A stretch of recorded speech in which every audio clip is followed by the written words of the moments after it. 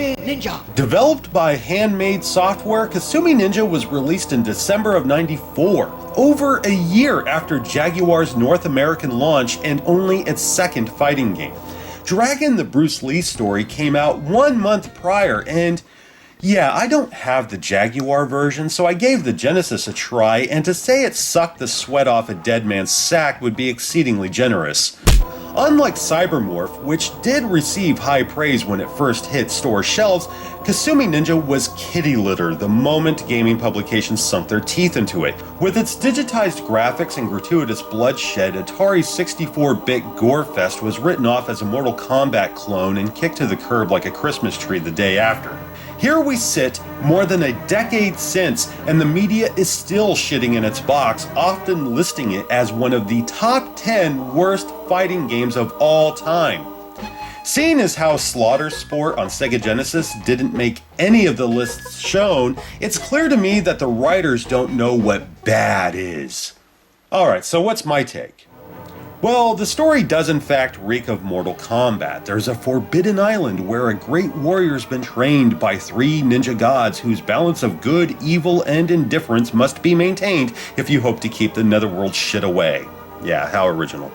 Anyway, one ninja kills the other 2, is later possessed by a demon, and you now must earn the right to fight him. I'm skimming through it, so bear with me. Since I'm going solo here, I'm taken to a character select screen, and I must say, it kinda blows. This has nothing to do with the first-person perspective. It is clunky, though not a huge deal. I just hate that I only have 2 characters to choose from. If you want to get technical, I really only have 1. Aside from their palette and death move, they are virtually identical. Once you've chosen either Hibaki or Senzo, you then select your opponent. Only after you've beaten that character will they be made available to you. Say you want to play as Angus McHaggisbreath here. You gotta beat him first, then pick him for the next bout. While I like that you can choose the order, it's annoying because I have to select both my fighter and my opponent after every round.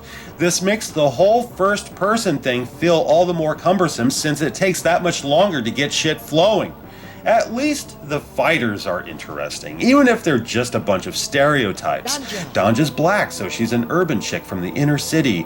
Pakua's Native American, making him the Comanche chief executioner. Angus is Scottish, so he's gotta have a kilt. Some have criticized this for being racist, or at the very least, culturally insensitive. Personally, I don't feel it's worse than any other fighting game. Oh, I love this. Player 1 versus Jaguar. Yeah, I'm not facing the computer, nah, I'm taking on the Jaguar itself. Round 1. Okay, the visuals. Much to my surprise, I'm digging it. I know players generally comment on how ugly the graphics are and that they can't touch Mortal Kombat 2. Honestly, I feel that's subjective. The backgrounds here look like digitized photographs of real locations and props broken up into scrolling planes, where Mortal Kombat 2 environments always look hand-drawn. I don't think one looks worse than the other, I'm just saying both have their own unique style. There are some odd bits, like Angus's stage. I mean, look at the castle, now look at the bow. Yeah, someone fucked up the perspective here and it's kind of distracting. Damn my OCD. I'm loving the character animations. We have bulky, arcade-like fighters with some smooth animations and little flourishes I don't often notice in fighting games.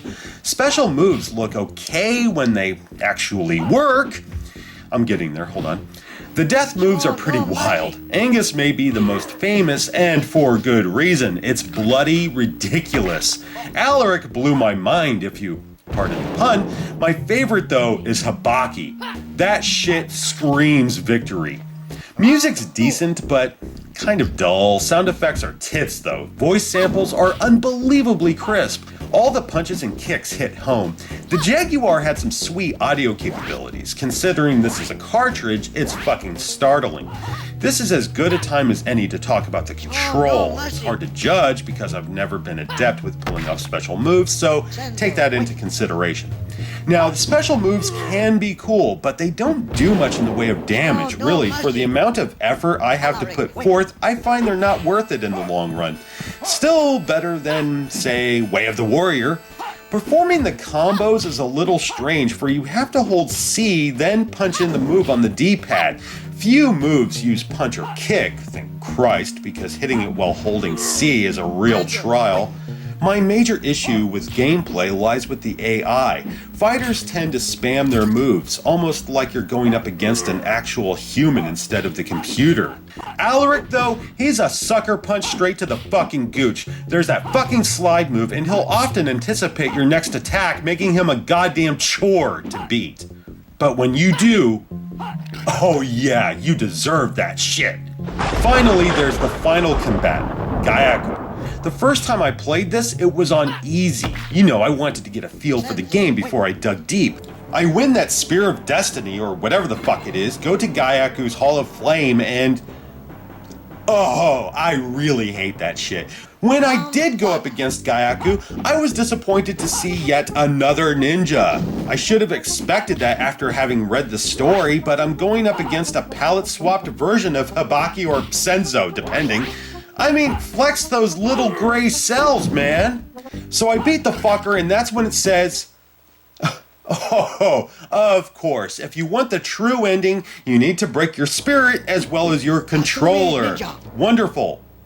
Don't get me wrong, I'm gonna try it, but... Alright, I'll admit it. I like Kasumi Ninja. It's definitely flawed, without a doubt, though it kept me playing. There is some fun to be had here. It's kind of fascinating, really. I know some players claim it's broken and utterly unplayable. All I have to say to that is Kasumi Ninja ain't got shit on Slaughter Sport. Play this, then tell me Kasumi Ninja's a piece of shit. Yeah, go ahead. I'll wait. Go.